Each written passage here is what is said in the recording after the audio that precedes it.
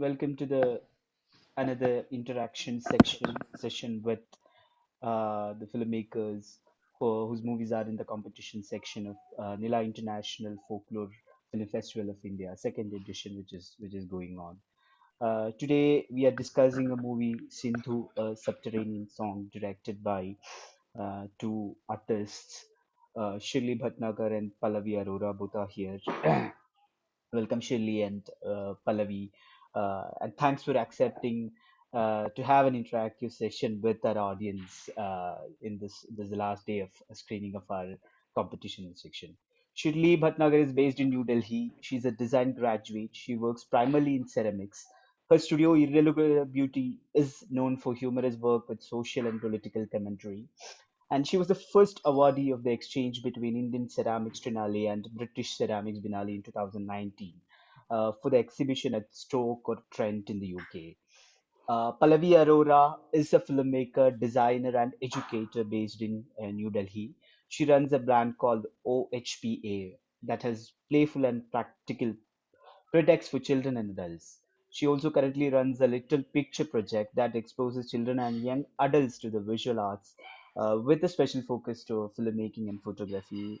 Welcome, Pallavi. Welcome, Shirley, to Thank this you. to this Thank you so interaction. much.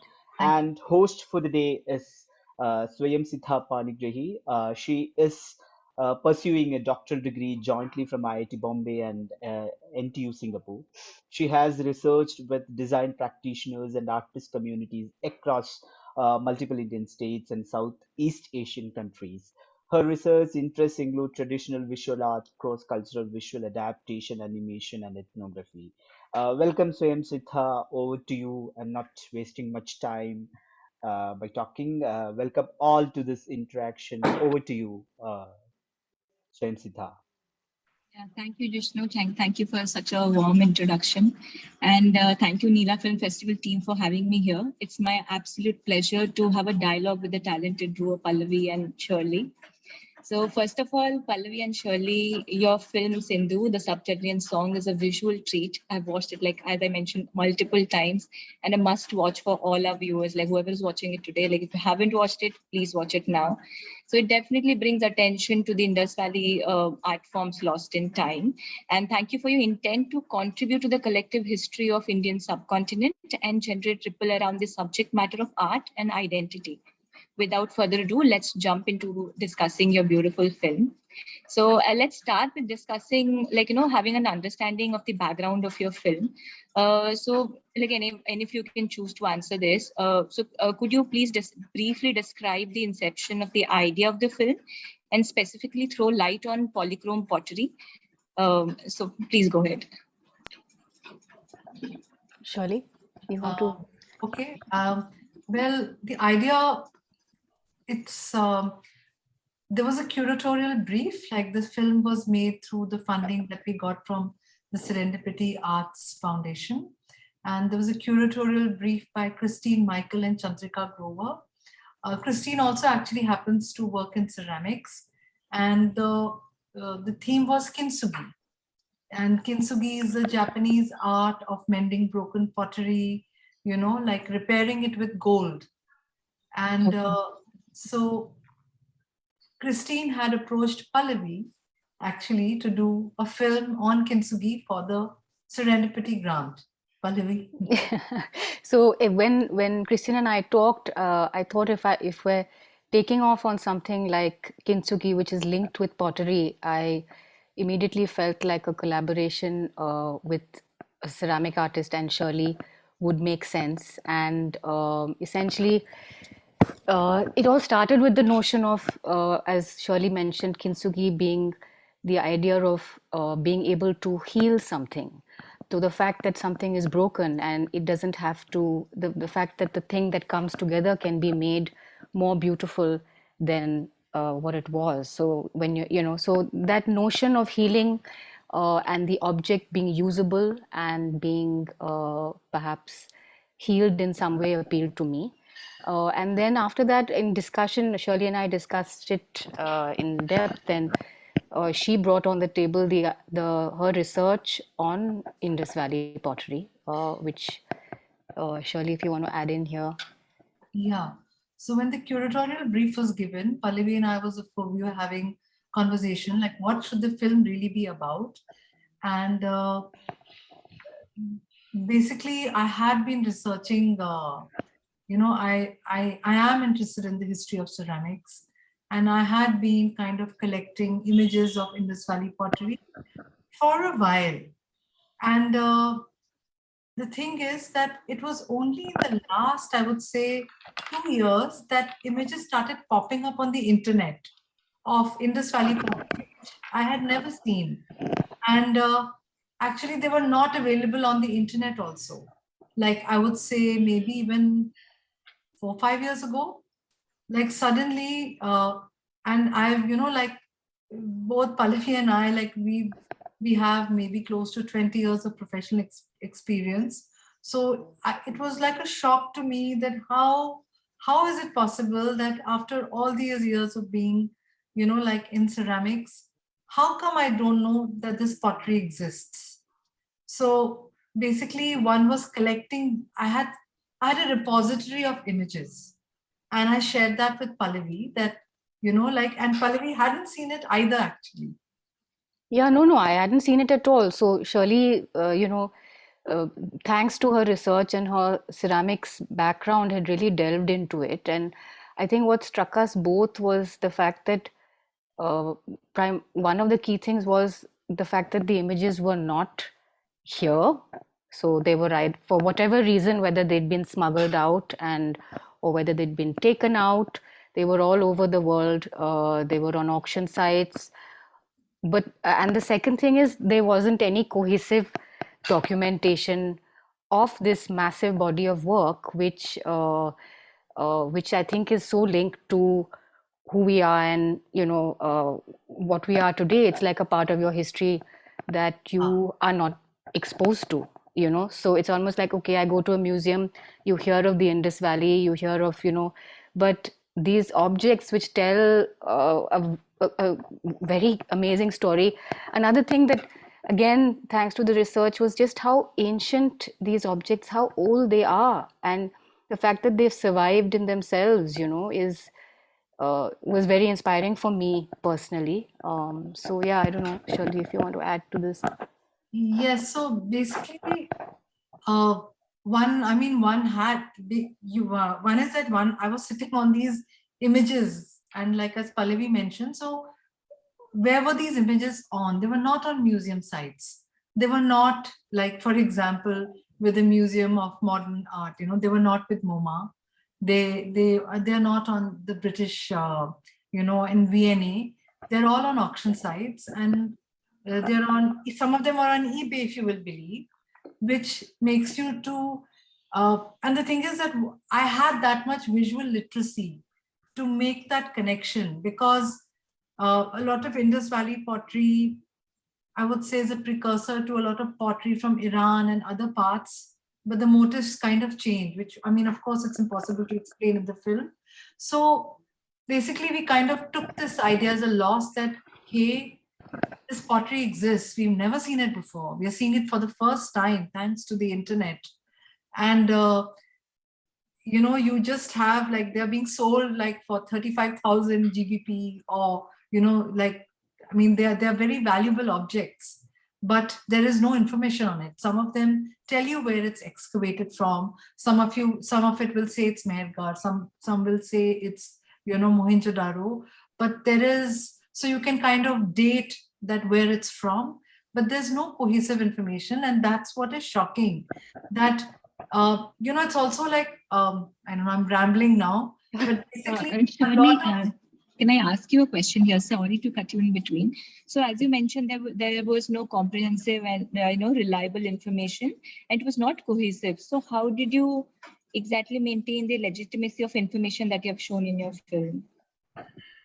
Well, one is through my own personal research, like, how do you, it's difficult, but basically I am interested in ceramics history, and we do have markers. For example, the Ibex bowl, which is in the film, that is from a museum. I think that's the only bowl from a museum. in somewhere in America, and the rest are from reputed galleries. They are from reputed galleries in Europe, and it's interesting. Again, I'm rambling, Pallavi, so just step in. Yeah, But yeah, I will carry on. Yeah. so also, like, you also Google, so like, one is that people try to repatriate. Like, if something is smuggled out of the country, like Prime Minister Modi went and he got some statues, like of the dancing Shiva, but nobody's interested in pottery. Pottery doesn't have that status. So we also did that research that something like 2,000 artifacts were taken out of Pakistan during an excavation, which were returned by France to Pakistan, I think 2 years ago, and it's on major archaeology websites. So you're basically saying things are returned, have been returned. A lot has gone on, but I think to keep in those mind, images are the same. Those images are very similar to what a gallery is selling in England or Belgium or France. You can, I mean, yes. So yeah, no. So just to basically, I think we did our level best to make sure the sources were real, and we looked at whatever, as Shirley put it, she's, the galleries that were looked at where we see the pottery used in the film are all takeoffs. It's all interpretations of the actual, right? So in that sense, the film itself also in every way is two artists' interpretation of a certain situation, right? And just coming back and tying into the theme that we took off on in terms of kintsugi, and this loss, the fact that these objects were not available to us, that there wasn't any cohesive documentation. It's very simple. So we tried our best in our research to be as accurate as possible, and we narrowed it on the animals for a different reason, which we'll get back to. But essentially, we tied it in this because I think we both felt that there's a sense of cultural loss to not even know that something exists, and that's really where the structure of the story started taking off from, because we went from the sense of loss, the sense of first creation. Actually, the initial part of the film is connected with, just supposed to signify life and happiness and joy, and maybe give you a feel of what it may have been, and the second section moves to a feeling of being broken and a sense of loss, connecting again with the idea that we as people right now, I mean, or just us as artists, are looking at these objects for the first time and saying, hey, we can't even go to a museum to look at them, or we can't even go anywhere. So and that's supposed to signify this sense of loss. And then we moved on to the idea of a kind of healing and a connection, and in a way a reclaiming of it for ourselves, because that's all we can do, because that's our response again to as artists. And the pot comes together, the broken shards come together, and kintsugi is used as the golden line, which kind of symbolizes some sort of healing for us, in how, and it's our tribute. It's really a tribute to the potter. That's the way the structure flowed. So yeah. Also, yes, exactly. A tribute is right. Also, we are looking at pottery.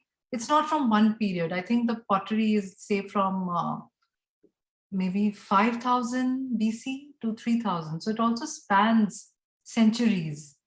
And polychrome pottery is basically, it's,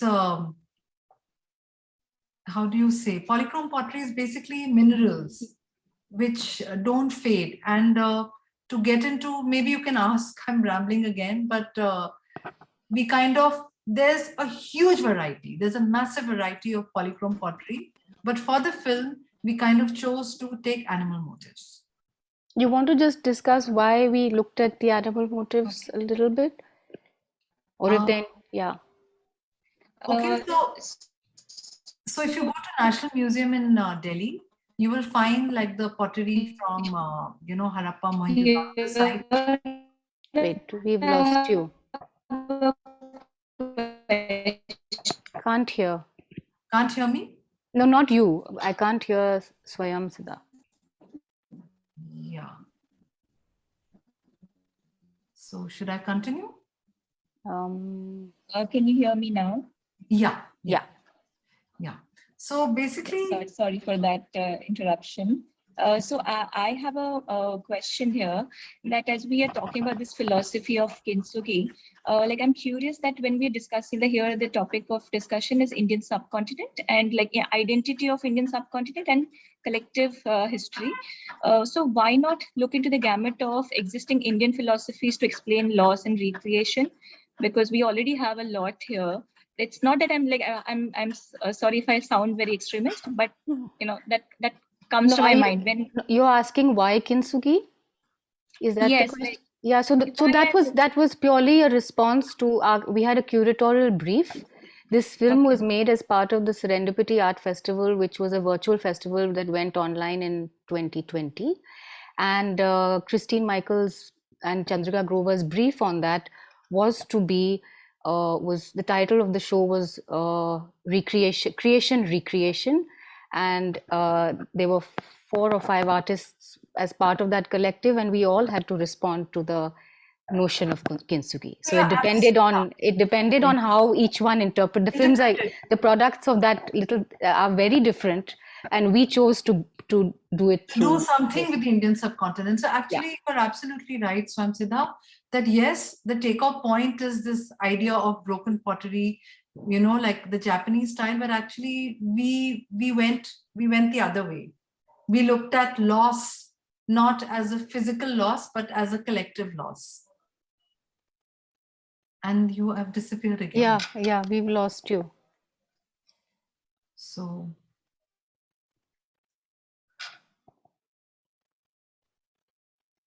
Swayamsiddha, maybe you can just turn off your video, then you can ask questions, it seems. can you hear me? yes. Yeah. I'm so sorry for that interruption. It's bad weather here. So do I get to my next question? Actually, yeah, we'll just finish this part about the animal. Then Pallavi, I Sure. think, Yeah. So then Pallavi can move about how we, in the metaphor of the line, perhaps. But basically, the Indus Valley pottery, what most people are familiar with, what you will find in books, is the pattern one. You will find like very intricate geometric and very interesting patterns. And a lot of that pottery is in shards. The pottery that is unbroken actually with the animal motifs is burial pottery. That is the reason it's also survived thousands of years. And the reason what we figured is that animals were, associated with magic and power. They were venerated, and that's why a special piece of pottery was buried along with the person, and that's the reason the pottery has survived. So it kind of made sense to also look at these motifs. Like you have bowls of beautiful ibex painted. They, like rows and rows of ibex painted, which tells you also something about the ecology at that time. You have like huge massive birds. So for us that was very interesting, that we are also understanding the kind of animals that existed, that were depicted on, and the reason for their being painted on for burial pottery. So what prompted you for a very minimalistic and symbolic visual grammar? Like, is it just the pottery or something It else? is the pottery. We are taking off from the pottery. The pottery is got that, it has a very primitive feel. So we kept that. While we are not copying, we didn't create completely, but it's very much that. So the bowl is the central object in the film, and the bowl shape is very much a shape of that time. So, So the bowl shape was also chosen, keeping in mind the kind of bowl shapes that existed, and then one bowl shape was chosen, keeping in mind the kind of animation that we wanted to do, because we wanted to just stay on one spot and have a rotating bowl, and have the imagery on the pot. Yeah, and the central thing to this film is the river. Like the river Indus is central to the film, and also the clay that came, that clay that was used to make this pottery is from the riverbed of Indus. So You know, Yeah, so so these elements that basically inspired the visual were obviously the images we looked at, and the kind of language is what we took off on. The film, I mean, I have used the line as a metaphor through the film. Purely because I mean inspired because as a symbol of the river Indus, and also as a symbol of kintsugi, which is a line, a golden line. So there are various reasons why the line just came in, and after that it became the thread that was used to connect the physical object, so the as well as the animation layer on top of it. So that's how that occurred, and yeah, it's just it's then it's yeah, what else to say?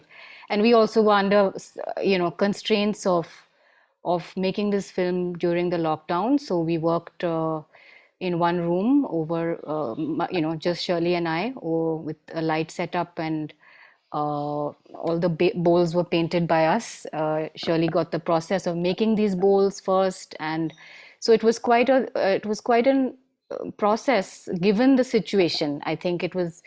I wonder how different it would be had we not been constrained in this manner. So we were also thinking in a certain way in order to get this film done during a lockdown, essentially. So Yeah. what was the team size? Room size, like a normal bedroom, a small bedroom. No, as in team size. Oh, team. Team is Yes. just Shirley and I, and we had uh, someone helping with the camera and lighting, but just the setup. Then we were on our own, and also a studio where the pottery was made for Shirley, But primarily, I think it was us, and of course the music and the editor. That cannot be, music is quite special. yeah, Beautiful music, I must say. yeah, Yes. absolutely. So why did you choose animation as a medium, like especially stop motion, and how animation as a medium added to the whole experience of the film, according to you?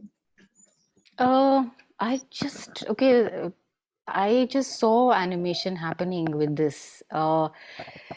And I wonder, okay, I mean, I would say also, I go back to the constraints. I mean, had this been an open field, maybe I would have thought differently. I've also been teaching, and in the last 5 years, it's been a lot of animation and stop motion. During the lockdown, even more so. And it's something that lends itself to being able to work in a constraint, to be in a very simple way. You can. It's amazing what you can do without a large team, in that sense. So I animated digitally.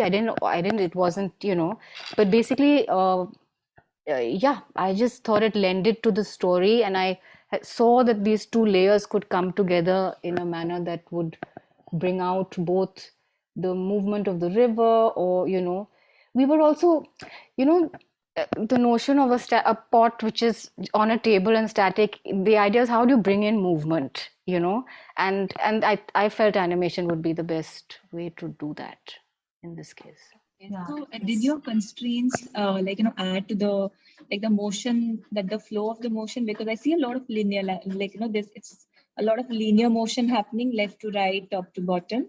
So is it like intentional, or were there constraints so you had to go with this style? No, that is intentional. It's purely like I responded to working with the line. So if you can look at it as, for me, it was my line is my motive, and I use it in whichever way makes sense for my pot.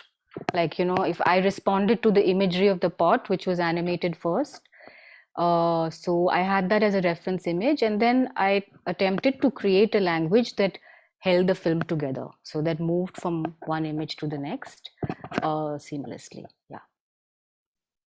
Yes, I actually feel that that simplicity adds to it, like the symbolism and all the minimalism that is there. Definitely, the linearity, it all goes like it's all in sync. So, and I also saw a lot of not lot, but few sequential art, like where there's, for example, there's a bird, like few panels of bird it's trying to eat a worm maybe. So, did it exist in the old style, or was it your your figment of imagination? Yeah, no, it exists. It exists. Okay. So it's like that bird, the first bowls, that bird is recreated as is. The movement of the bird with the neck moving up and down is ours. But even the pigments, of course, they are much brighter because we're making it now. But that kind of work was done, that kind of research was done, that the level of images that we got from the internet, we zoomed in enough. Like I zoomed in enough to understand the pigments, like, you know, what colors could have been used to create that. So one was trying to match as much. But I think while we were trying to match, we were, how do you say, we were, the motifs were taken out. They were extracted from the pottery. So, you know, like we have the zebu, the bull, the humped cow, you know, with the bird on it. It's a common theme across Indus Valley pottery. Birds are very common. Birds are in a way common in all ancient pottery. Ibex is a special one. You know, the one with the curved horns. I mean, they are bowls with depict like miniature, like very small, like rows and rows and rows and rows of ibex. So, you know, we kind of extracted these animal forms as is, but we kept it simple because you have to give it center stage. Yeah, We we have to wanted give it to have it. animals. Yeah, exactly what Shirley's saying. We wanted the focus to be totally on the motifs and the animals, the motives of the animals. And also, I'm just thinking that for us also, we had a thought around how do we place this film? Where do we, so the idea of putting the map on the pot, came together in a way where we wanted to make the viewer understand where is this taking place. So obviously that's totally not something which is on, any. So that's the only element that's a total takeoff. The rest of the smaller bowls are all extracted from actual pottery. Yeah. So I think the map is the only giveaway. Like if there's no text at the film, the map is the only giveaway that it's about that it's about Indus Valley pottery. And we also, also like in the map, we wanted to use Hindi, English and Urdu. That was a conscious decision that we took, that it kind of, it's the language of the subcontinent, because most of these sites are actually not in present day India. They're in Pakistan, they're on the other side. So, that was, so small things like this were not planned, but they happened as a conversation between Pallavi and me while making the film. So did you consider having dialogues with the music, like to make it more informative, or this was like from the start you knew that you just want music? Like I think, the kind of time that we made this film in, it was just, we were processing it and it was extremely, fluid, intuitive. We kept working and I don't think dialogue ever came into it. No, I think that would be another film. Or maybe it did, but I think it was pushed aside because we didn't want to give information in that manner. Like we wanted people to know certain things, which is why there is text at the end of the film to help people understand the context of the film. But within the film, I don't think we saw voices at any point. But not in this film. Maybe in another version or a second part too. So are there more films in the pipeline? Well, we hope so. Yes, it feels like it's a start, and this conversation on this topic kind of just began with this. It's also the first time Shirley and I have worked together, I think, and so it's a collaboration where there's a lot of give and take and learning on both sides, me understanding ceramic, Shirley understanding the filmmaking process. So it's been very interesting, and I hope there's a possibility of something of round 2. Yeah. I see a lot of visuals here, like the visual elements take the limelight in the film. That is the driving force I see. So have you also how have you planned plan to focus the pottery in it? In the sense that the visuals on the pottery, visual elements on the pottery is driving force of the film. But somewhere I feel that, the pottery itself, the process of pottery making, I wanted to see more of it. Because it was based on this? Right. Yes, I guess, absolutely. yeah. But I I mean, think we couldn't do it all in one. It was these are choices you make, and Okay. focus is on the motive. I don't know if I'm saying, so this I think the really, focus is on the motive because it's not been seen before. It's really not been seen before. The focus is because of that, because it's a shock, because you look at primitive pottery from all over the world, and you look at pottery, primitive pottery from our part. There are no books on it, there are no papers on it. I mean, the papers that exist written by archaeologists and historians, actually pottery is always a side subject. Like there are hundreds of papers on Indus Valley civilization, but people talk about the grid, people talk about how it was urban, like there talks about weights and scales. But pottery, which is the oldest art form that has survived intact, there is no cohesive information on it. That is shocking. And also the animal motifs, like it's a delight. Like I could not believe that such a rich, like such rich imagery existed on this pottery, and how come we don't have access to it? So there's anger. Like when I Yeah. first saw this, there was pure anger that how come we don't have access to it. So Mehergarh, which is the oldest, considered the oldest Indus Valley site, that was excavated by a French couple, and which probably, again, there is no information on this, but that probably explains why there's a lot of our pottery in France smuggled out or taken legitimately, because this could have also happened, because as of whatever. gifts. So yeah, Yeah. yeah. So there are many reasons for it to be out. We are not talking about that. We're just talking about the loss that, hey, like for so many years, how come there is no information on it? And yeah, And we just want to yeah, celebrate that. Like yeah. now we see it. Okay, now we're seeing it for the first time, thanks to all these websites turning up. All right. So maybe this is the best way that we can reach it, by recreating it and giving focus, Yeah, like the focus is definitely, I mean, it was a very clear choice. This film couldn't, it was meant to do exactly what you see. I mean, that way, I think I have a level of satisfaction. We tried to do something, and I think we got pretty close. So, what you wanted in terms of if your desire to see the process before, or the different kinds of, there's a huge gamut of things that one could have touched on. But in order to get this done, we had to focus and narrow in on that's the nature of filmmaking. So and yeah. yeah. And I think for me, like one is that the line is definitely, it's the metaphor for the river. It's also what binds the visuals together. The other is the rotation of the bowl, like when you throw pottery, the clay rotates, this 365-degree rotation. So all our frames are rotating. It's this rotation. It's also like maybe rotation of the earth, rotation of time, of centuries passing. So this was not thought, but it kind of came together for us when we started putting it together.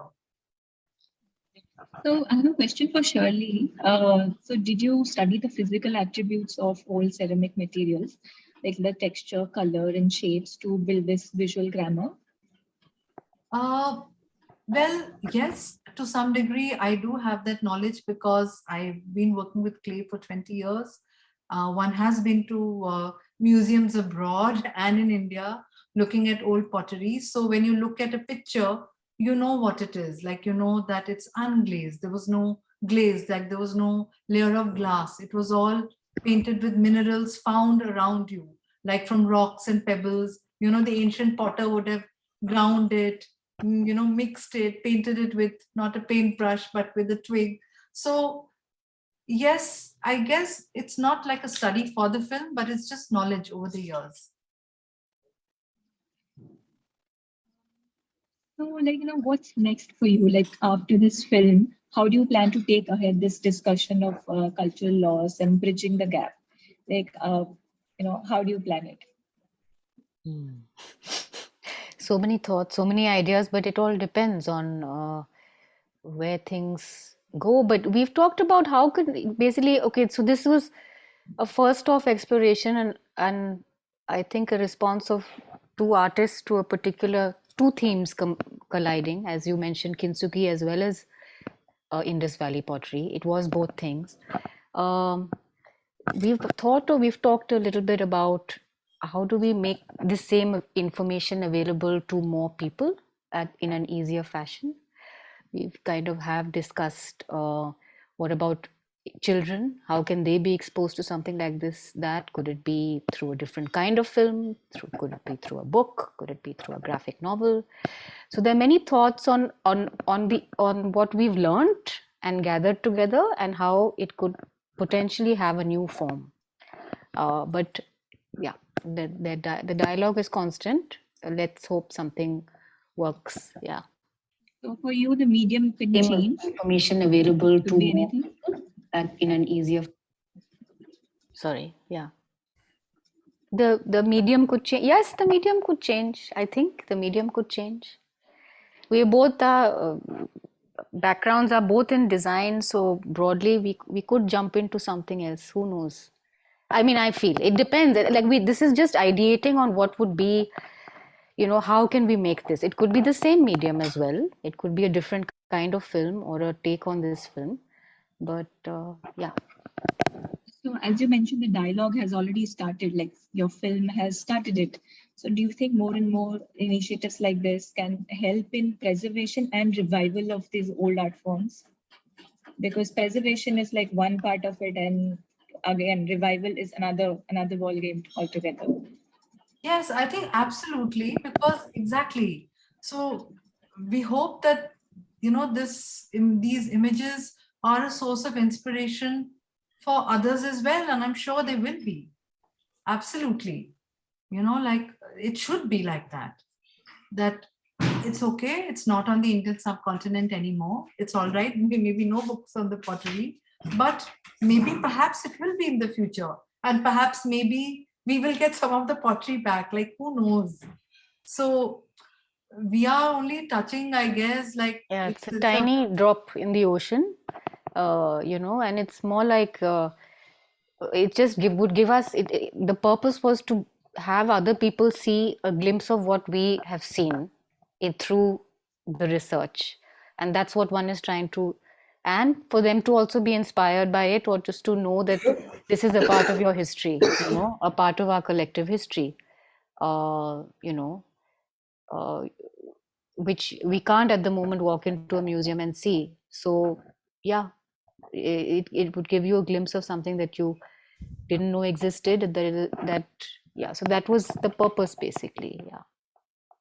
Yeah. So I see a lot of this like there's this search for identity through this film, trying to showcase what we have, what we had, what we could have had, like if done the right way. So do you think like so what's your thought on this? Like a lot of filmmakers I see, if I talk about animation, they're going back to the roots, falling back on a lot of folk art forms and to make the animation films and different other kinds of expressions. So we're trying to come back to our roots to tell our narratives. So what is your take on that, on identity and art? And coming back to our roots, I mean, I think we're all in search of, I mean, it's a difficult question to answer in the sense that, yeah, personally, I can only speak for myself. I mean, responding to, it was a very easy response for me, like, because this was very much a collaborative project. So, as I said, it's like I was shown images and the narrative, this it was laid out for me by Shirley that this is the story, and the research was entirely hers, and I completely felt very strongly for the fact that uh, I should, it would be, we need to know about this, and that's what, so yes, I felt very strongly that I want to make a connection to the past, and it's very important for us to be inspired by, or at least be exposed to, be aware. As an individual, you will connect to your roots and your identity in whichever way, but you have to be allowed to have that exposure. I mean, that's what, as long as you have that interaction, as a even as an educator, so whether it's folk art forms, if okay, as I speak from parenting terms, I have two kids, so of course one will, the idea is to allow them to see where they come from, and then if you connect as a filmmaker, as an artist, and want to take something from your roots and bring it into your work, sure, but what's important is to know. Yeah. The lack of knowledge is very Yes, problematic. yes. So it's actually, yes, it's exactly like we also have notions about ourselves as people, as a society, as a nation, based on many things. And some of those things are artifacts. But if those artifacts are not there for you to access, you don't even know that they exist, then like what is the connection that you will make? You're not even aware that something like that exists. So So how did you decide on the storyline? Like, while ideating the film, did the story come first or the visuals? Like, did you I see the visuals and then think of the story? I think Pallavi, talk about the line. The line, yeah. No, I mean the line, it's been spoken about, I think. I mean the line, basically, I saw lines. I just saw moving lines. Now it's a highly abstract thing to say, but that's the way it came to me. I saw it as a line moving across the screen. I will go back to the fact that Kintsugi was a takeoff point, and I think it is a very beautiful philosophy. The idea that something broken can be more beautiful and can be healed, and so that really was a springboard, and it immediately connected with the river, without any hesitation, because yeah, and the storyline, the visuals came in a way first, in the sense, if you're talking about, yeah, I would say we decided on the object, we decided on the motives, but how would it flow? How would it go from one segment to the next was came slightly second. And And all I knew, yeah, I mean, and I knew that the line was going to be a connecting metaphor through the film, whether it was animating up and down, whether it was an animal, whether it was whatever. It just that was my internal brief to myself in a way, and my response. And yeah, the segments, as I said, were very clearly meant to be creation and a loss, and then a recreation and a rebuilding. So that's how that's if you look at rewatch the film in those lights, the first segment is all about just the joy of creation, the joy of creating pottery, of seeing it, move, seeing the images dance. And then you move to a crack on the screen and fragments and broken parts. And finally, you reach a point when the pot becomes whole again and it's recreated. So yeah, I think it became three distinct parts after through the process. It was kind of all um, hand in glove in one way, but yeah.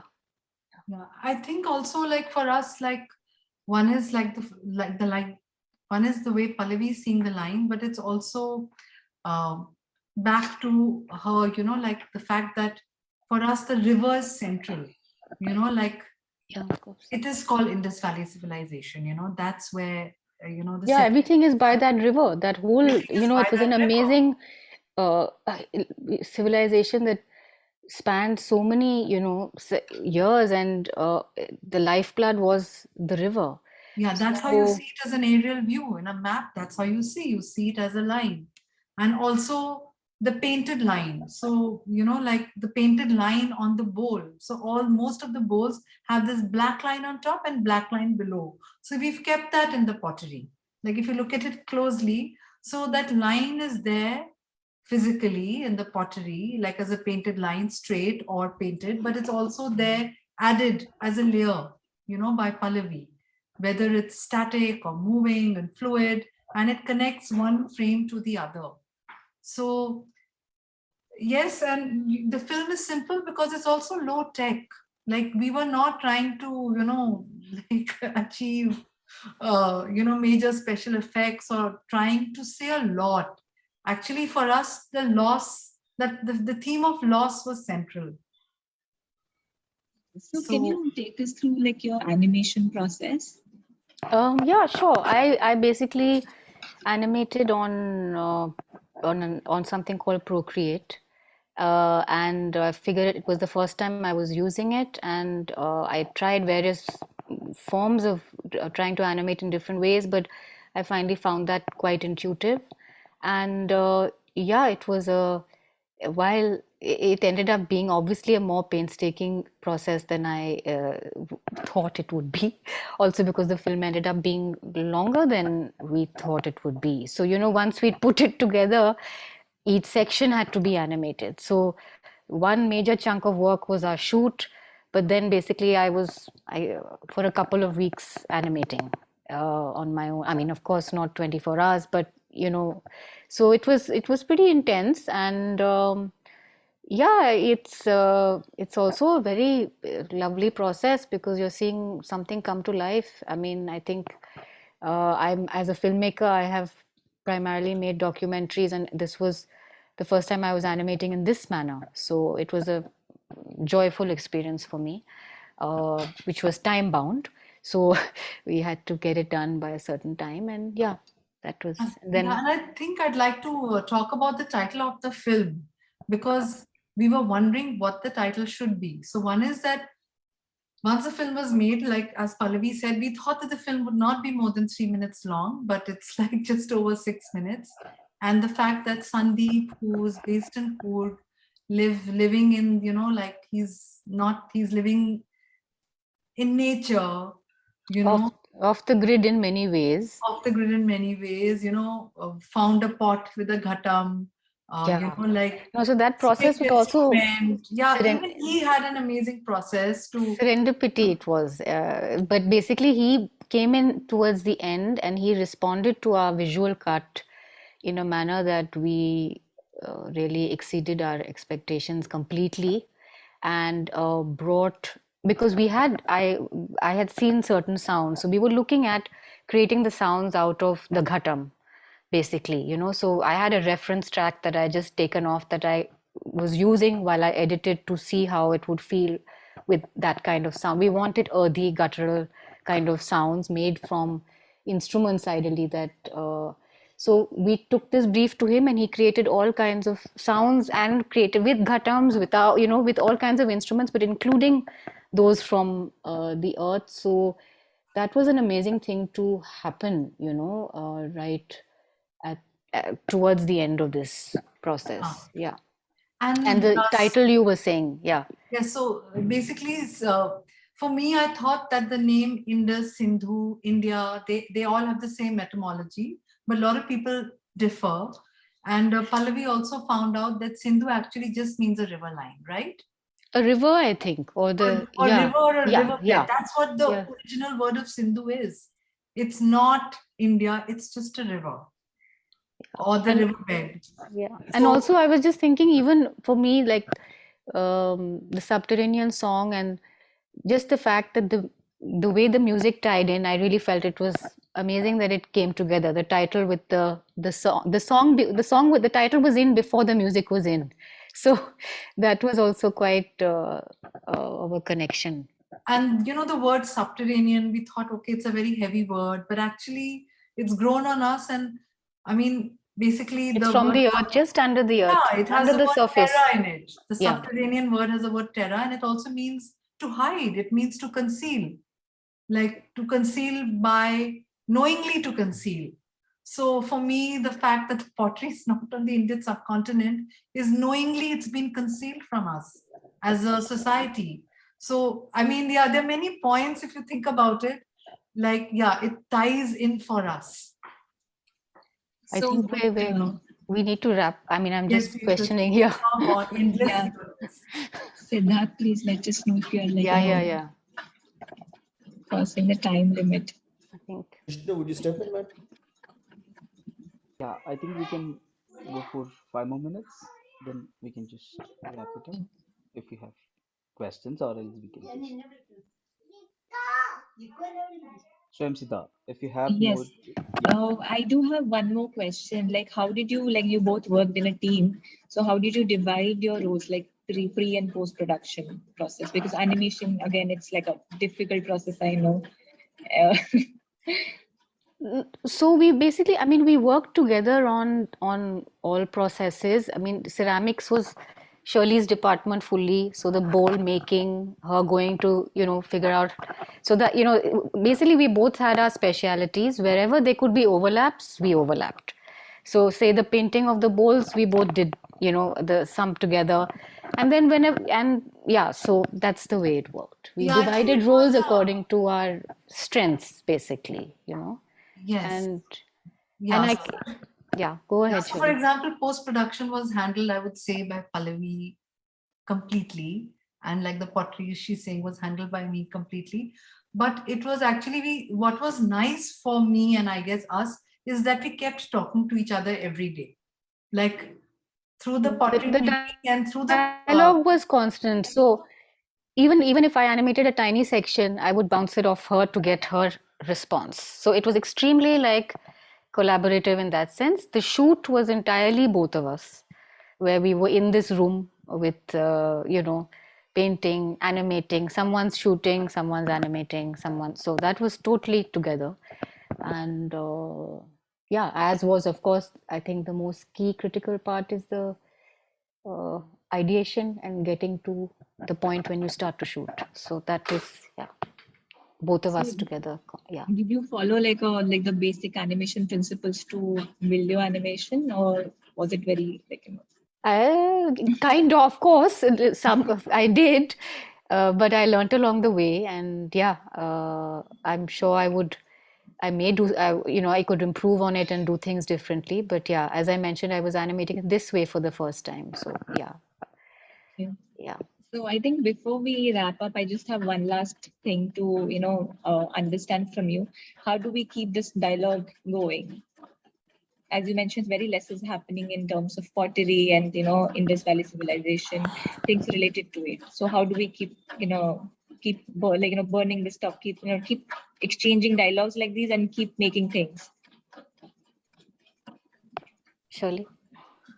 I mean, how do I, it's, I guess by having more interactions and dialogues like this, like your film festival, yeah, we it's important to have spaces where people who are working in the area can, spread the word because there's so many people trying. It's not, so I mean, that's one response. But if you have any, I think that one is that yes, it's important.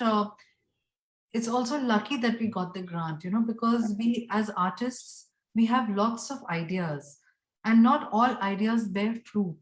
So for this, it was just, I would yeah, say that absolutely. because we got the grant from Serendipity, there was a very interesting curatorial brief that we were able to execute it. So I guess, and now, like, for example, like we have a platform given by you, by NIFI, like, Hmm. so to continue the dialogue, artists need platforms, whether it's funding or, like now we are really delighted that, like a whole new set of people have watched our film. So that is very heartening.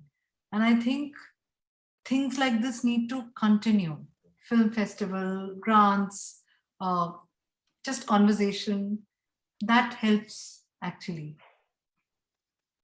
Yeah, Yes, I think here we come to the end of our discussion, and it was really, lovely having you here. And I feel privileged to have this opportunity to have, discuss this very important topic with you. And I feel it's a lovely film. Again, I'm saying everybody must watch it if they haven't. So thank you, Shirley and Pallavi. thank you Yeah, for having us. thank you, Shirley, and thank you, Pallavi. On part of NIFI, I would like to extend thanks for spending time and uh, telling about your philosophy, telling about your process, telling about your future plans on these kinds of movies, and we are happy also that you acknowledge a space like NIFI, which is actually for showcasing these kinds of cultural ethos of India. Right. So thank you, and thank you, Swayamsiddha, for bringing out all these conversations with your questions and spending your time with Nifi and accepting our invitation to be the host. Thank you, Pallavi. Thank you, Shirley and Thanks. Swayamsiddha. Thank And here we are ending today's conversation, and here we are ending screenings of competition films of Mila International Folklore Film Festival of 2021 second edition. Thanks a lot. Thanks. Thanks, Thanks thanks for so Thank you much. for everyone having who us. have Yeah, been yeah. watching this and who will be watching this in YouTube and Facebook in the future. Thank you. Thanks a lot. Thank you.